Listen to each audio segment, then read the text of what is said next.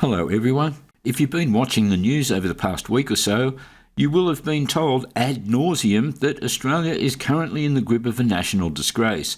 That disgrace being a major spike in the number of female victims of murders resulting from domestic violence situations.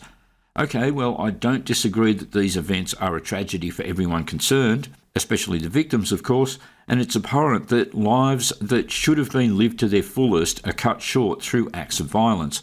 I also agree that the lives lost can be described as a national disgrace, but I can't help but notice from watching the media's portrayal of these events that an even greater national disgrace is taking place, and one that I don't see being talked about at all.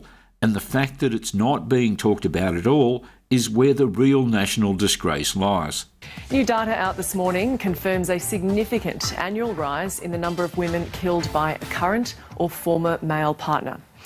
Of the 75 women who were murdered last financial year, almost half were killed by a current or former partner. Okay, so there's a claim that can be brought into question straight away. The claim that there has been a significant spike in the number of women being killed. There's all this noise about that number being 28 so far this year, and there we just heard that last year's number was 75. Well, it's the beginning of May, and so if it's 28 so far by the end of the fourth month, and last year was 75, I can tell you from the past decade I've been taking note of these numbers, and that I can tell you it's normally somewhere between 70 and 80 fairly consistently. How is 28 so far a significant spike? The truth is that it isn't. I'm not trying to downplay the tragedy that these deaths represent. I'm merely pointing out the reality of what should or shouldn't be touted as a significant spike. This isn't reporting in a truthful, objective way. It's narrative building to push a particular agenda. That's not what the media is supposed to do, but sadly it's what the media does do, and yet they wonder why a broad spectrum of Australia view the mainstream media as a pack of sociopathic liars. And just to clarify something, I said 28 so far this year, and in this report they'll say a 28% rise. That's not me misunderstanding the number being touted. It just happens to be a coincidence that the numbers of both murders and the supposed increase by percentage happens to be 28. That's a 28% increase on the previous year. Reporter Jessica Rendell joins us now from Sydney. Jess, can you take us through the statistics? And now you're about to hear where the national disgrace really lies. And when I mean really lies, I mean really lies by omission. I can, Gemma, and these statistics were compiled by the National Homicide Monitoring Program, which essentially collects data around homicide incidents and looks at the scenarios surrounding victims and offenders. And for their report this year, they looked at 232 incidents that were recorded from July 2022 to June 2023. Now, of those incidents, 247 victims of homicide were recorded in that period, up from about 4% from the year before when there was 234 victims. They also identified 260 offenders during that period too. Now, of these 247 victims, 75 were women, and of those women, 49% were killed by a male or former intimate partner. Okay, well, a 7-year-old with a calculator can reiterate what she just said in under 5 seconds. That of the 247 murders last year, 75 of them were women. Obviously, that must mean that of the 247 murders last year, 172 of them were men. That's double the amount of women plus 22, which is almost the number of women murdered this year so far, which they claim is 28. But what does the media have to say about the 172 men murdered last year? You guessed it. That's the real national disgrace, that the mainstream media and the cabal of feminist man-hating bitches could not give one iota of a flying fuck about violence against men, or the men who've been murdered. I mean, imagine if there was a plane crash with 180 people on board being killed. The mainstream media then report that the crash is a tragedy because 90 women were killed, and say nothing about the 90 men that were also on board. As I said, that's the real national disgrace here. That by only talking about violence against women and deliberately, and I do mean deliberately, omitting any reference to violence against men, some of it committed by women of course, that this type of reporting and anyone that plays along with this narrative are openly demonstrating how incredibly disgusting they are as human beings. The other claim you just heard, if you believe it to be true, is that of the 75 women murdered last reporting year, 49% were killed by a male or former intimate partner. Well, if that's true, then at least 51% of the women killed were killed by other women, meaning that more women are killed by other women than are killed by men.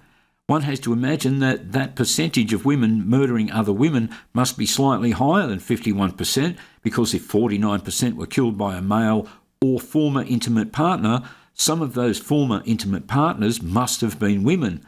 Obviously, some women have intimate relationships with other women, otherwise we wouldn't need the word lesbian, would we? And why would there need to be a distinction between the term male and the term intimate partner if all those intimate partners were male?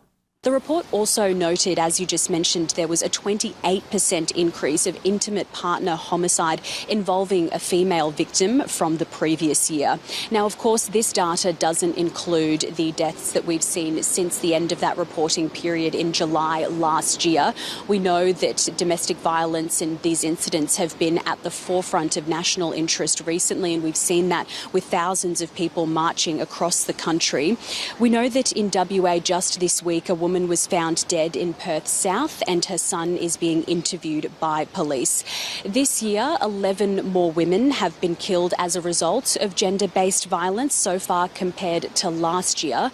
Interestingly, though, what the report has found is that while there has been an increase over the last 12 months, there's been a 52% reduction in overall homicides over the last 34 years since they started recording this data. There you go. Murder overall is on the decrease.